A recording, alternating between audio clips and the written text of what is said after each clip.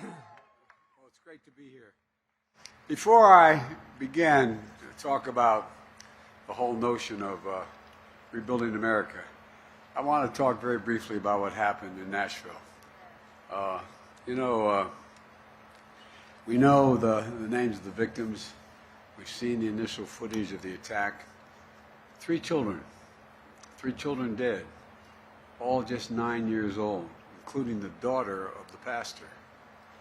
3 members of the staff, school custodian, substitute teacher, and the head of school. I spoke with one of the, actually it was the governor's wife. The governor, he was telling me his wife was about to have dinner that night with her. There's still more to learn about what happened, but there's plenty we do know. We know that this family's worst nightmare, the family's worst nightmare has occurred. I've lost a child not to that. I've lost a child to an accident and to a cancer. But I tell you, there's nothing like losing a child, particularly the more senseless it is, the more devastating the impact on you. It's absolutely heartbreaking. And it's senseless. You know, those children should all be with us still. By the way, have a seat if you have one. They should still be with us. As a nation, this is not hyperbole, as a nation we owe these families more than our prayers. We owe them action. You know, we have to do more to stop this gun violence, of ripping communities apart, and ripping apart the soul of this nation. To protect our children so they learn how to read and write instead of duck and cover in the classroom.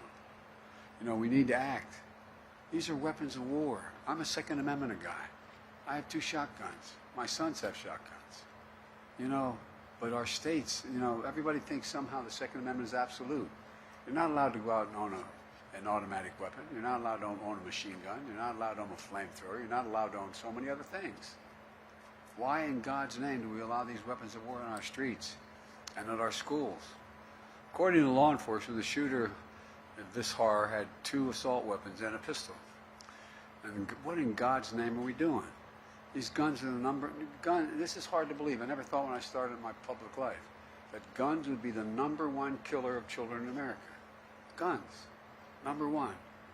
It's sick. And overwhelmingly a majority of gun owners agree. We have to do something. Not just everybody, the gun owners agree. There's a moral price to pay for inaction. Last year, we came together to pass the most significant gun safety legislation in 30 years. It was bipartisan. We got it done. And don't tell me we can't do more together. So I again call on Congress to pass the assault weapons ban.